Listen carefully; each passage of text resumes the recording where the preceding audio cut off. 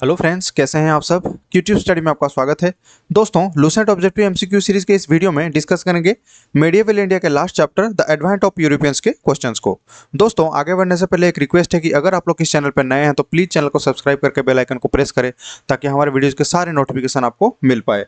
हम आपके competitive exam के प्रिपरेशन के लिए ऐसे ही जीके जीएस से क्वेश्चन टॉपिक वाइज लाते रहेंगे, तो हमारे साथ जुड़े रहें। तो चलिए इस वीडियो को स्टार्ट करते हैं। पहला क्वेश्चन है, which one of the following was not a French settlement in India. तो इंडिया में फ्रेंच सेटलमेंट जो ऑप्शन दिया है उनमें से कौन सा सिटीज नहीं है। ऑप्शन ए दिया है Pondicherry, option B Mahe, option C Goa, option D Chandernagore. इसका सही आंसर क्या होगा दोस्तों? ऑप्शन सी हो जाएगा सही आंसर। गोवा जो है ये एक फ्रेंच सेटलमेंट नहीं हुआ है। नेक्स्ट है, where are the traces of Portuguese culture found in India. तो इंडिया में पोर्तुगीज जो संस्कृति है, पोर्तुगीज कल्चर है, उसका जो निशान कहाँ पे नहीं पाया जाता है, कहाँ पे पाया जाता है। ऑप्शन ए दिया है Goa, option B Calicut, option C Cannanore Cannanore, option D Cochin. इसका सही आंसर क्या होगा दोस्तों? ऑप्शन ए हो जाएगा सही आंसर, गोवा हो जाएगा इसका सही आंसर। नेक्स्ट है, who was the first governor general of Bengal. तो बंगाल का पहला जो गवर्नर जनरल वो कौन है। ऑप्शन ए दिया है Robert Clive, option B Warren Hasting, option C William Bentinck, option D Cornwallis. इसका सही आंसर क्या होगा दोस्तों? ऑप्शन बी हो जाएगा सही आंसर। वारेन हेस्टिंग जो है ये गवर्नर मतलब बंगाल का जो पहला गवर्नर जनरल बने थे, कौन से साल में? ये 1772 में। याद रखना ये साल भी जरूरी है, इसका नाम ये याद रखना कि 1772 में जो है बंगाल का पहला गवर्नर जनरल बने थे वारेन हेस्टिंग। नेक्स्ट है, who are the first Europeans to reach India for trade. तो कौन से पहले यूरोपियन थे जो कि इंडिया में ट्रेड के लिए आए थे। ऑप्शन ए दिया है Portuguese, option B British, option C Dutch, option D French. इसका सही आंसर क्या होगा? ऑप्शन ए हो जाएगा सही आंसर। पोर्तुगीज जो है वो पहले इंडिया में आए थे ट्रेड के लिए, कौन से साल में? 1498 में। याद रखना 1498 में वास्को दा गामा जो है ये इंडिया के कलिकट में लैंड किए थे, वो पोर्तुगीज थे। वास्को दा गामा एक पोर्तुगीज थे। नेक्स्ट है, the French east India Company was formed in. तो फ्रेंच ईस्ट इंडिया कंपनी है ये कब फॉर्म हुआ था। ऑप्शन ए दिया है 1600, option B 1660, option C 1664, option D 1668। इसका सही आंसर क्या होगा दोस्तों? ऑप्शन सी हो जाएगा सही आंसर। 1664 में जो है ये फ्रेंच ईस्ट इंडिया कंपनी इसका फॉर्मेशन हुआ था। नेक्स्ट है, the English East India company founded a permanent factory eight Surat in the year. तो कौन से साल में जो है इंग्लिश ईस्ट इंडिया कंपनी जो है सूरत में अपना फैक्ट्री जो है स्थापना किया था। ऑप्शन ए दिया है 1611, option B 1613, option C 1621, option D दिया है 1626। इसका सही आंसर होगा दोस्तों ऑप्शन बी 1613 में जो है सूरत में ये फैक्ट्री स्थापित किए थे। नेक्स्ट है, the administration of the East India Company English East India Company in India came to an end. तो इंग्लिश ईस्ट इंडिया कंपनी जो है इसका एडमिनिस्ट्रेशन कब इसका समाप्त हुआ था, कौन से साल में। ऑप्शन ए दिया है 1857, option B 1858, option C 1862, option D दिया है 1892। इसका सही आंसर होगा ऑप्शन बी। 1858 में जो है ये इंग्लिश ईस्ट इंडिया कंपनी का जो एडमिनिस्ट्रेशन है इंडिया के ऊपर ये खत्म कर दिया गया था। फिर ये जो है इसको डायरेक्टली ब्रिटिश के अंडर में लाया गया था। नेक्स्ट है, the battle of Wandiwash was fought between. तो बैटल ऑफ वांडीवास जो है ये 1760 में जो हुआ था ये किस किस के बीच में हुआ था। ऑप्शन ए दिया है Marathas and the Portuguese, option B the English and the French, option see the English and the Portuguese, option D Marathas and the English. तो इसका सही आंसर होगा ऑप्शन बी, इंग्लिश और फ्रेंच के बीच में ये बैटल ऑफ वांडीवास हुआ था 1760 में। नेक्स्ट है, Bombay was acquired by the English from the Portuguese in the year. तो बॉम्बे जो है पोर्तुगीज से इंग्लिश जो ब्रिटिश जो है ये कब एक्वायर्ड किया था। ऑप्शन ए दिया है 1661, option B 1612, option C 1600, option D 1595। इसका सही आंसर क्या होगा दोस्तों? ऑप्शन ए हो जाएगा सही आंसर 1661 में। 1661 में जो है ये बॉम्बे जो है इंग्लिश से ये पोर्तुगीज से इंग्लिश के हाथ में जो ब्रिटिश के हाथ में आ गया था। नेक्स्ट है, during the Mughal period which one of the following traders first came to India. तो मुगल पीरियड के टाइम में कौन से वो ट्रेडर थे जो इंडिया में फर्स्ट आए थे। ऑप्शन ए दिया है Portuguese, option B English, option C Dutch, option D Danish. इसका सही आंसर होगा ऑप्शन बी, ठीक है, इंग्लिश। ब्रिटिश लोग पहले जो आए थे मुगल पीरियड में ट्रेड के लिए। नेक्स्ट है who granted the permission to establish the French factory at Masulipatnam. तो मसूलीपट्टनम में फ्रेंच फैक्ट्री जो एस्टेब्लिशमेंट करने के लिए कौन से वो जो शासक थे जिन्होंने इसको ग्रांट किया था। ऑप्शन ए दिया है Abdullah Qutb Shah, option B Nasir Jung, option C Muzaffar Jung, option D Salabat Jung. इसका सही आंसर क्या होगा दोस्तों? ऑप्शन ए हो जाएगा सही आंसर।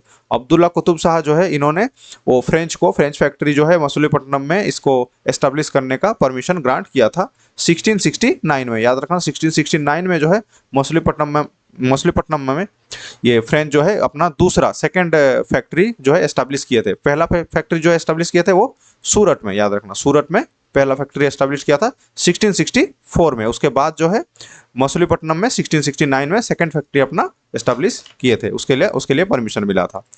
नेक्स्ट है Vasco da Gama discover the sea route to India in which one of the following years. तो कौन से साल में वास्को दा गामा जो है ये समुद्र से रास्ता इंडिया को उसका डिस्कवरी किए थे। ऑप्शन ए दिया है 1498, option B 1492, option C 1494, option D 1453। इसका सही आंसर होगा दोस्तों ऑप्शन ए हो जाएगा सही आंसर। 1498 1498 में जो है वास्को दा गामा इंडिया को सी रूट का डिस्कवरी किए थे। जो ये वास्को दा गामा जो है ये कलिकट में पहली बार लैंड किए थे इंडिया में। नेक्स्ट है with reference to the colonial period of India, the trade monopoly of East India Company was ended by। तो ईस्ट इंडिया कंपनी का जो ट्रेड मोनोपोली है ये इसको कब ये इसका समाप्ति किया गया था। ऑप्शन ए दिया है the Regulating Act of 1773, option B दिया है Pitt's India Act of 1784, option C दिया है the Charter Act of 1813, option D दिया है द चार्टर एक्ट ऑफ 1833। इसका सही आंसर होगा ऑप्शन डी, याद रखना द चार्टर एक्ट ऑफ 1833। 1833 का जो चार्टर एक्ट था उसके तहत जो है ईस्ट इंडिया कंपनी का मोनोपोली जो है इंडिया के ऊपर ये इसको समाप्त कर दिया गया था।